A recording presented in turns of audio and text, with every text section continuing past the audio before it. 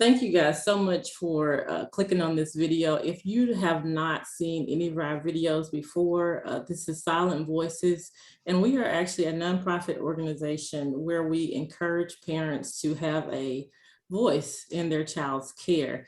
If you haven't already, please like and subscribe to this channel. I am joined today by the beautiful Karen Law. She happens to also be our Vice President of Silent Voices. And I would like for her to just kind of give you guys a little bit of background on herself. And then we're going to share some really, I think, good information with you about education for your child. Okay. Well, hello. Thank you all for joining us. As Rita had said, a little bit about myself. I am an early childhood education coach. I have been in the field of early childhood for probably close to 15 plus years. I have worked in the classroom. I've also been a curriculum coordinator and also an education specialist. Basically looking at the developmental progression of children, looking at things to do to help children develop, whether you have a child who is developing at a quote unquote normal rate or not so normal. We can definitely look at those different aspects of development. So on today, we're going to talk a little bit more about children's development.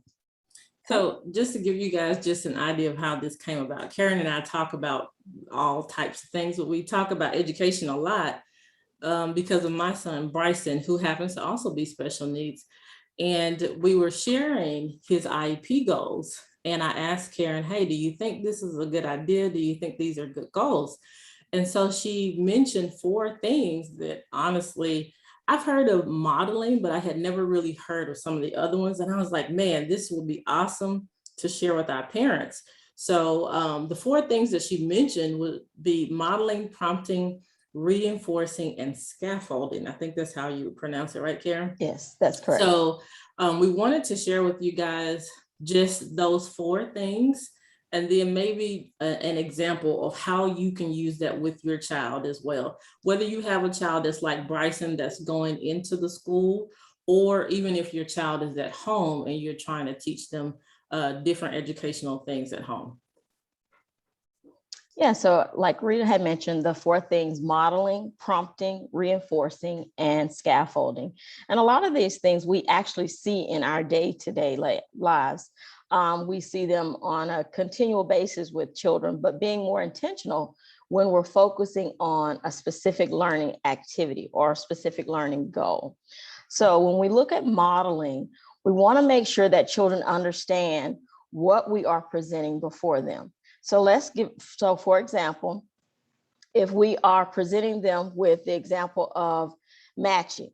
So we have a picture of a cow here on the left and a picture of a cow on the right. Mm-hmm. And then maybe we put something else in the mix, like a picture of a cat. Well, we model for them how we match the cow with the cow and how the cat does not match. So modeling is just showing them beforehand what we're going to do and how this looks. And then prompting is just that. So what you're going to do is you are going to prompt a child. So if you see a child, say, hey, I see you picked up the cow. Can you find the one that matches that cow? So that is prompting that behavior. So the child hears you and knows what they're looking for. They've already seen you actually model that behavior. And so now you're prompting them to understand that this is what she was showing me how to do. Reinforcing comes with your validation of, oh, great job. Oh, I love how you picked up the cow and the cow, and you notice that they look alike. Reinforcing that behavior. So, and the other aspect of reinforcing is not just doing that behavior in one setting, but also doing it in different settings as well. Okay. The other one is scaffolding. Scaffolding is when you see a child doing something and you build off of what they're doing. So they're picking up the cow, and then you ask them something related to the cow. So, hey, I see you picked up the cow. what color is that cow?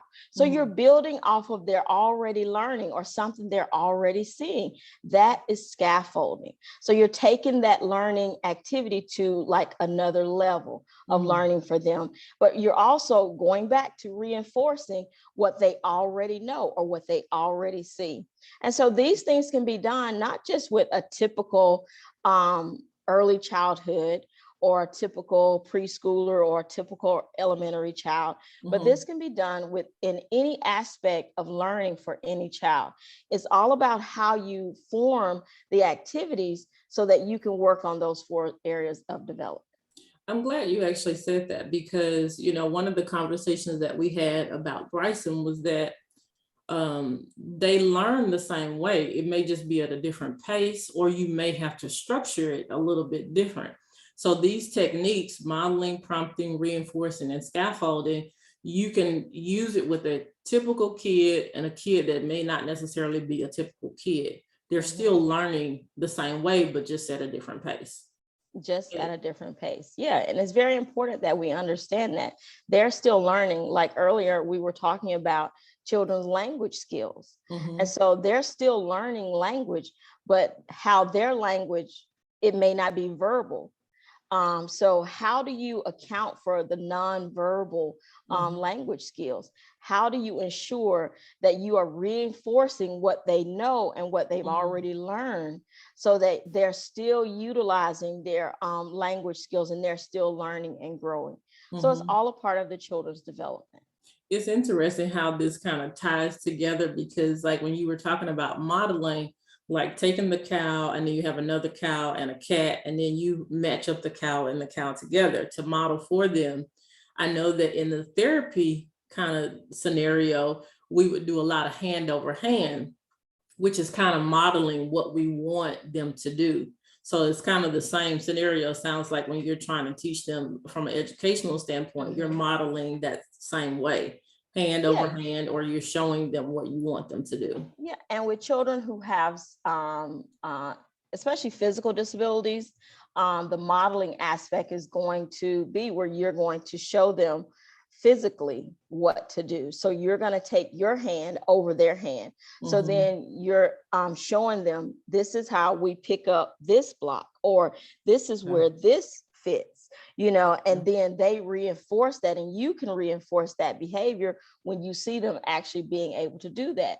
But your reinforcement may also be where you have to, pick up their hand, you see their hand going one way, and so you're guiding them and helping them to say, oh, the red block goes on top of this red block, so you're still teaching and helping them to learn, but the way modeling and reinforcing and scaffolding is going to look for some children is going to be a little bit different, but it's still going to follow the same pattern of behavior. Okay.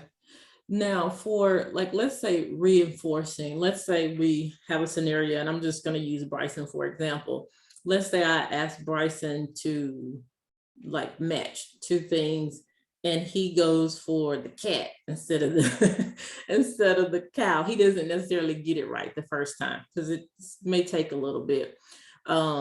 How would I go about just saying, oh, what I say, oh, Bryson, that's not the cow, that's the cat. Let's do the cow. What would be your suggestion in a situation like that where the child does not, get it right the first time, basically?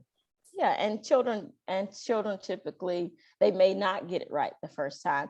And what you're going to do is, oh, I see you chose the cat instead of the cow. And you can incorporate. So now you're incorporating different learning aspects in that because they're listening to you saying cat or cow. Oh, I see you chose the cat instead of the cow. But look, I see the cow. Does that look like your cow? So you're reinforcing what he did. Yes, he did choose something, but it wasn't the right thing. But we don't want to, quote unquote, say, no, that's not the right thing. You picked the wrong one. How do we reinforce that in a positive manner? Oh, I see you did choose an animal. You chose the cat. Oh, but I'm looking for the cow. Can you find me the cow? So that's how you're going to reinforce that in a more of a positive light. Yeah, it's more encouraging for them Mhm. to do that. Yeah, that totally makes sense. I mean, I think this is really good information because like we were saying, I can use it in a lot of different scenarios. It's not just if I'm sitting down trying to teach them something for school, but even in a therapy session, we can do the same thing. So if you didn't get the stand quite right or whatever the Mhm. case is, there's a way to model it, prompt them to, come on, we're going to stand all the way up. Even if I just stood him up, myself, and then I'm reinforcing, man, you're doing such a good job with your standing. Mhm. So I think that's really good for parents to understand and be able to use in a lot of different settings. Are there any examples or just things that you would love to just share with this group to say, hey, these are some resources that you can tap into, or maybe we can leave resources for them at the bottom of this video for them? Yeah, there are a lot of resources out there. One of the resources that we utilize is eClick and ECKLC. Okay. So ECKLC is a great learning website and it has videos and examples and a lot of different learn. And it also accounts for children with special needs. It has Okay. areas for children with special needs. Okay. eClick is a great resource, and 0 to 3. Okay. 0 to 3 is also a great resource that also does the same thing. It has a lot of great activities, a lot of great videos, and a lot of great platforms that you can connect with to provide additional information. But there are a lot of other resources out there, and I can provide those too. Okay, that would be awesome. So guys, I mean, we really just wanted to share some really quick information with you to help you have a voice in your child's care, and especially in your child's education. You're more than happy to look at this video as much as you want. Please share it with other people because it's really important that they understand ways that they can model with their children. They can prompt them, they can reinforce, and they can do the scaffolding. We will leave some resources for you as well at the bottom of this video, so please take advantage of those. And thank you so much. Make sure that you like and subscribe the video and share it with as many people as you can, especially other special needs parents, but really parents in general. We just want you to be encouraged to know that you do have a voice, and we want you to be equipped to use your voice in your child's care. Thank you so much. Yes, thank you. Thank you, Karen, for joining me. Sure, anytime.